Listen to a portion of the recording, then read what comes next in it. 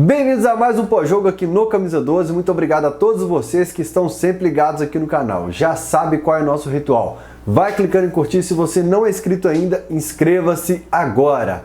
O pessoal sempre fala, seu Fael, e essa camisa que você está usando aí, tal, bacana demais. Bacana mesmo, gente, a coleção que a KTO lançou.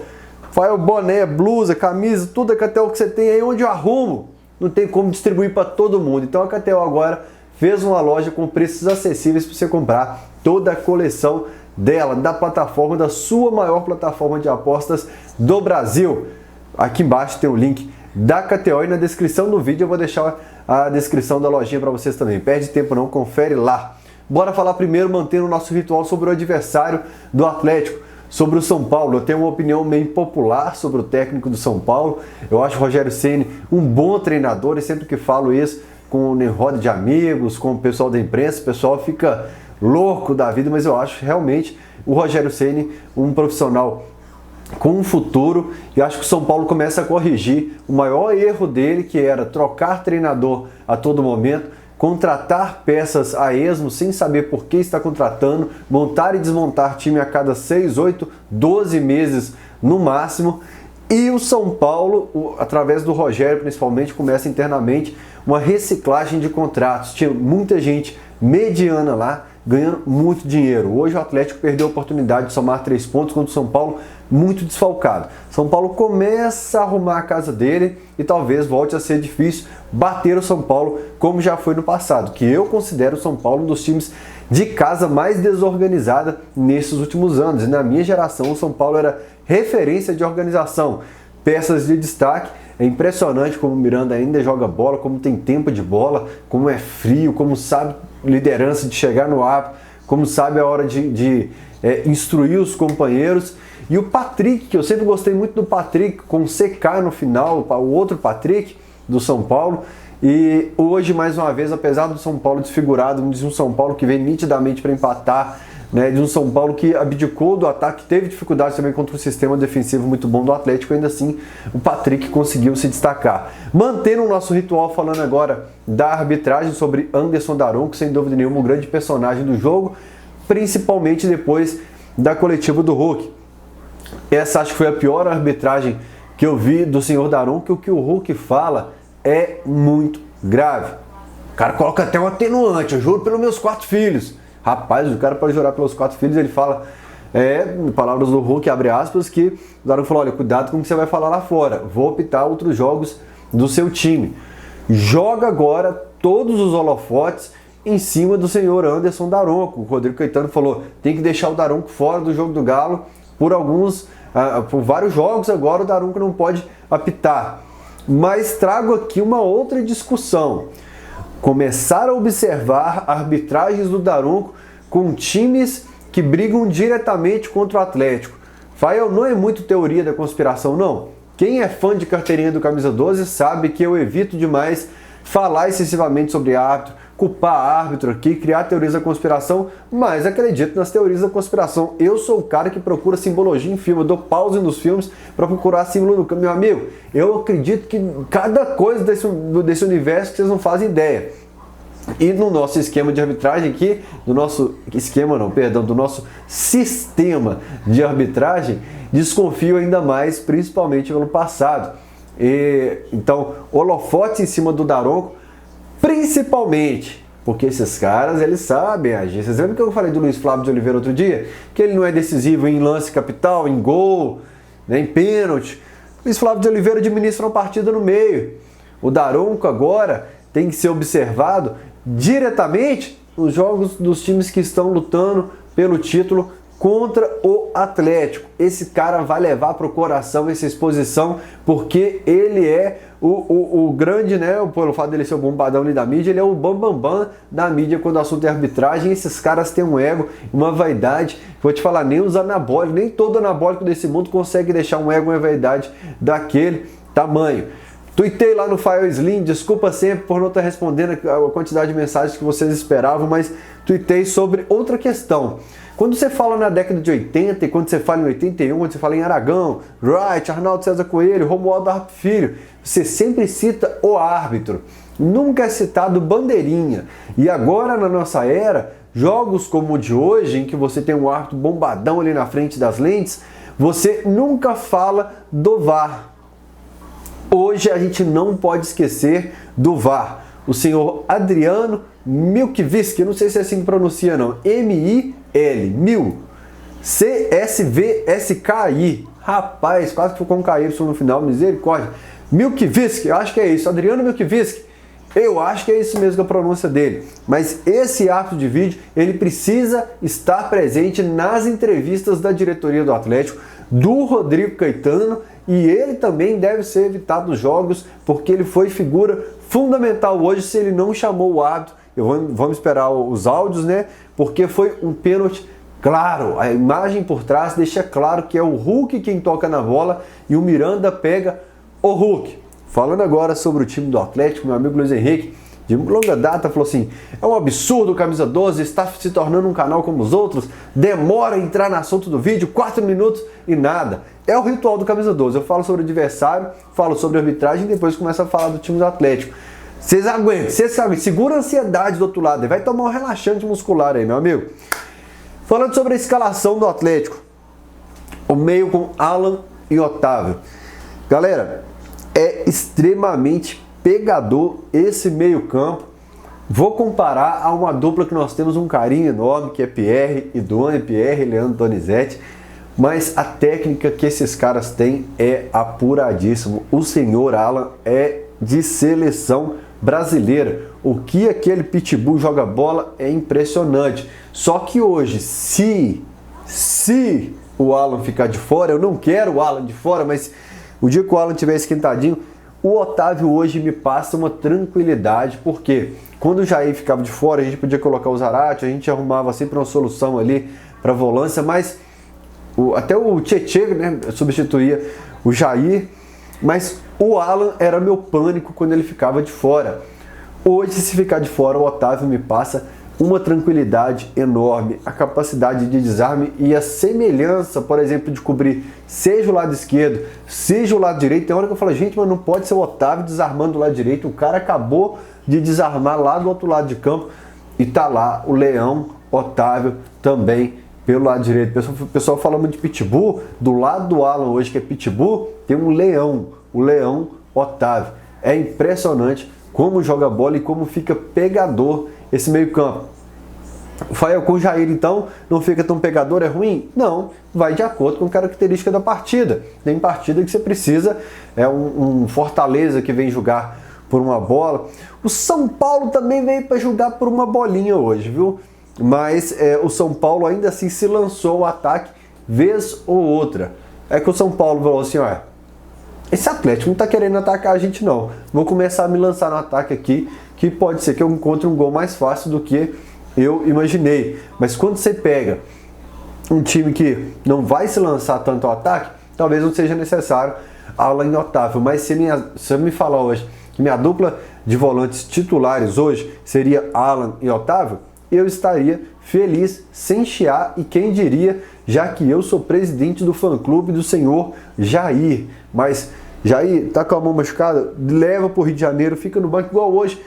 Foi situação de emergência, mas se for hoje Alan e Otávio, estou extremamente tranquilo. Não tem como a gente escalar 12, 13, o ideal seria escalar Alan, Otávio, Jair, Nacho, Zarate, né, Hulk, com 2 atacantes. O certo seria escalar 13, 14 jogadores. Não tem jeito. Se for o Alan e o Otávio hoje, estou extremamente tranquilo. Se for o Alan e o Jair, 2 volantaços. Então, hoje estou nesse setor extremamente satisfeito. Como eu falei, vai ter jogo que você vai jogar com característica diferente. O Jair vai se encaixar um pouco mais nesse volante que sobe. O Alan e o Otávio hoje, a gente teve 2 caras realmente extremamente preocupados com o sistema defensivo. Eu achei que o Otávio até daria um pouco mais de liberdade para o Alan ser quase um armador naqueles momentos de muita retranca do São Paulo. E à frente deles hoje, perdão, gente, e à frente deles hoje, o Nacho e o Zarate. O Nacho e o Zarate, no começo do ano, com o Antônio Mohamed, e até com o Cuca um período, existia aquela frase assim, o Nacho e o Zarate não dá para eles jogarem juntos. Eu falei assim, olha, Craque não é problema, craque não pode ser problema nunca. Excesso de perna de pau te dá problema. Excesso de craque não. E a gente está falando de dois caras que jogam muita bola. Mas sempre, inclusive um tal de Fael Lima no Camisa 12 falando que existia um ruído sobre quem ocupa qual espaço. Hoje é uma oportunidade de voltar ao Zaratio e comprovar que dá para jogar os dois, sendo um time com muita criação, com peças bem definidas, seja no lado esquerdo, seja no lado direito, os dois atuando pelo mesmo lado, os dois se aproximando para ter contato o tempo todo. E foi uma tragédia. Foi ruim, foi péssimo, foi muito pior do que os jogos em que os dois atuaram e que você falava assim, não dá para ir os dois juntos. Hoje foi muito pior. Na minha opinião, principalmente por causa do Inácio Martins Fernandes, não é esse o nome dele? Não, é Inácio, né? Do senhor Nacho Fernandes, que eu imaginei que fosse poupado para o jogo de hoje, porque ele é a base do time do Turco. Desde que o Turco chegou, ele deixou claro que, olha, meu time vai funcionar tendo o Nacho como um eixo dele. Eu conheço esse cara, ele joga muita bola, eu repeti sempre aqui no Camisa 12, quem é fã de carteirinha sabe disso. E ele insistiu na fase ruim do Nacho. E o Nacho subiu o gráfico dele. O Nacho subiu, pisou alguns degraus para cima. O Nacho voltou a jogar muita bola. Então o Turco monta todo o time dele ao redor do Nacho Fernandes. Por isso acho que continua titular contra o Flamengo. Então eu imaginei que hoje ele seria poupado. E se fosse, a gente não perderia muito para o jogo de hoje. Porque foi nulo, foi um zero à esquerda em campo hoje, seja ajudando o sistema defensivo ou na criação, na armação de jogadas. Essa é a minha opinião. Você pode o tempo todo, durante todo o pós-jogo, usar e abusar aqui da caixa de mensagens. E vamos entender por que não funcionou. O Zaratio, vez ou outra, estava aberto pelo lado direito, o Nacho aberto pelo lado esquerdo, quase como pontas, tentando dar um pouco de amplitude para esse time. O Alan e o Otávio bem recuados, cobrindo a defesa realmente, como cães de guarda ali. E o Vargas e o Hulk várias vezes por dentro, os dois, quase cravados na área ou na entrada da área. Então vamos tentar desenhar os dois atacantes aqui, os dois outros aqui e os volantes aqui. Formou um O no time do Atlético, em que se viu o tempo todo um buraco no meio-campo. Não havia um homem que pegava essa bola e trabalhava ela no meio-campo. O Hulk não foi abastecido, o Vargas não foi abastecido em momento algum, porque o time do Atlético virou um U. Realmente, perdão, meu Deus do céu. O time do Atlético virou um O. Tanto que 2, 3 vezes o Alonso pega a bola quase como um volante, não como lateral esquerdo, mas bem por dentro mesmo, e ele arranca. E no momento eu falei para um cara que estava ao meu lado, que até me pagou um negocinho lá hoje no Mineirão, camarada estava do meu lado assistindo o jogo assim, ó, entregou o copo assim, eu falei, rapaz, sabe quem o Alonso está me lembrando nessas arrancadas? Cláudio Caçapa, Messier Caçapá. O Alonso arrancou porque ele tinha espaço. Porque o Zaratio abriu para um lado, o Nacho para o outro, o Vargas e o Hulk ficaram na frente e não existia armação naquele momento no time do Atlético. O Alonso foi carregando. Sabe a hora que ele vai dar aquela que ele vai dar o passe e carrega mais um pouco, faz que vai dar o passe, porque ele tinha espaço. O Atlético abriu o time do São Paulo, pô, bacana, conseguimos abrir o time dos caras, mas ninguém soube trabalhar por dentro.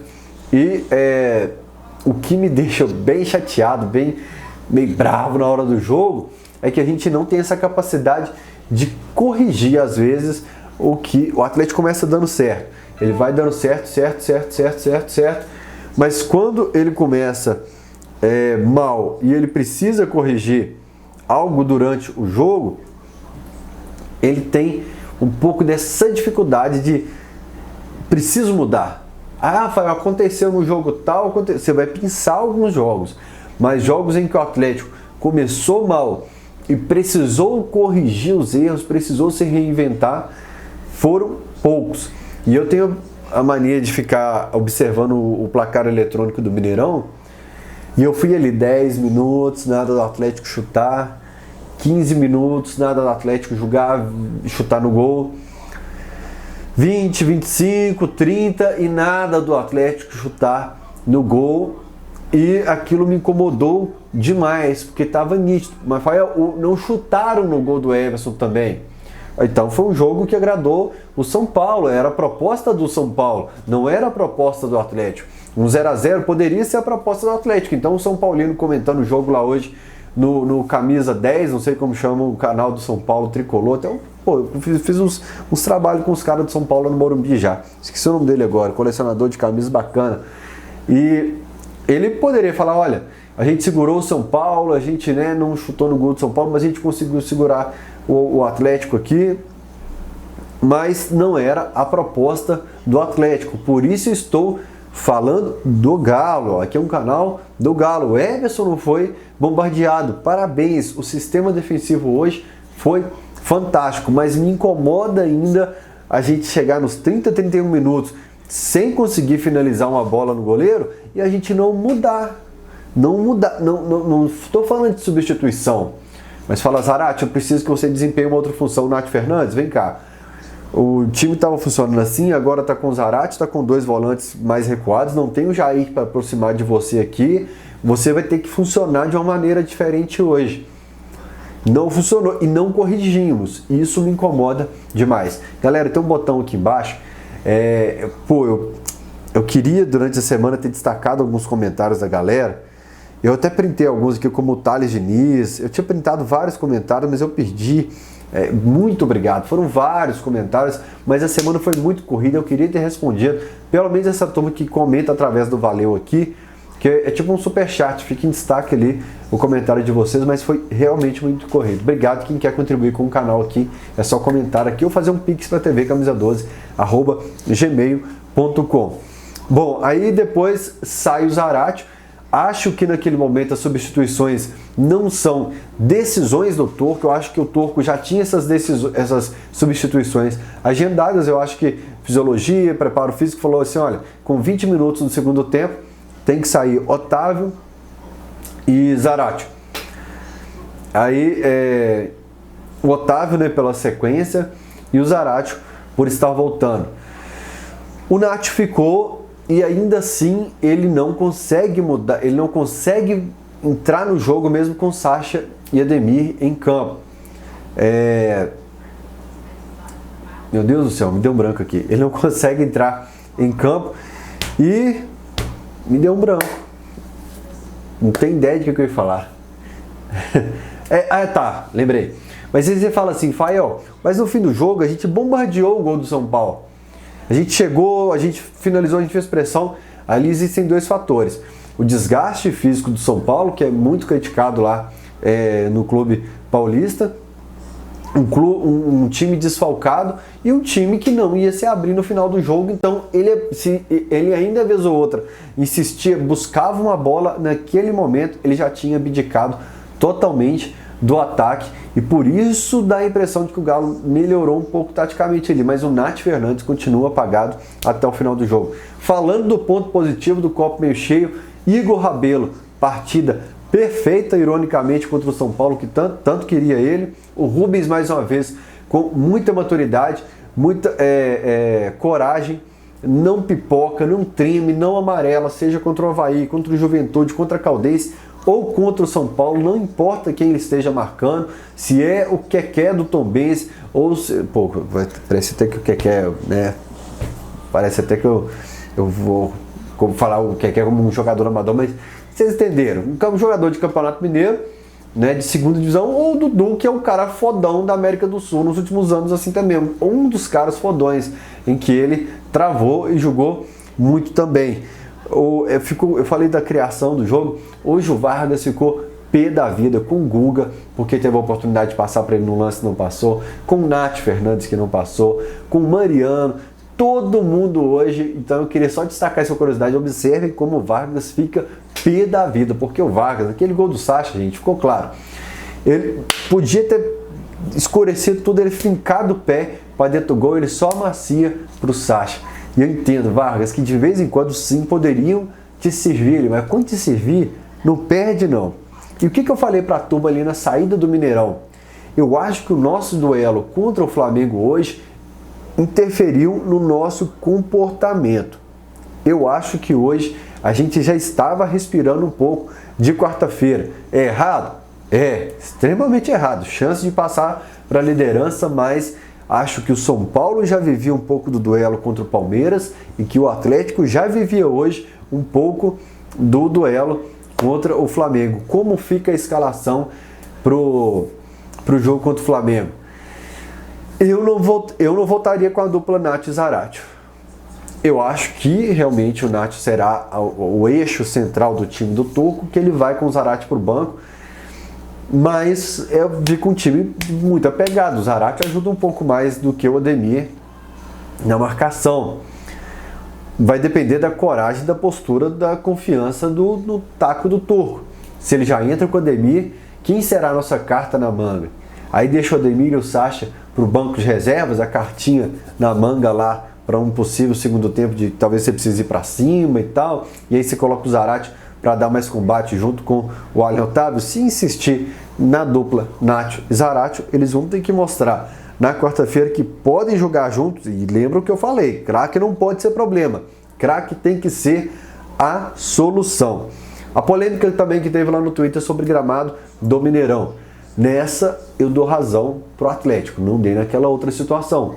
Nessa sim, a gente paga caro, o Atlético paga caro para utilizar o estádio e estava deprimente hoje a situação do gramado. Um gramado feio para se ver para um jogo de destaque no Brasil hoje, para a elite do futebol. Acho que é questão de tempo, 5 meses a gente está na nossa casa, mas nessa realmente você tem que cobrar excelência naquilo que você está recebendo e o Atlético hoje não teve. Grande abraço para vocês, até o próximo pós-jogo, tchau!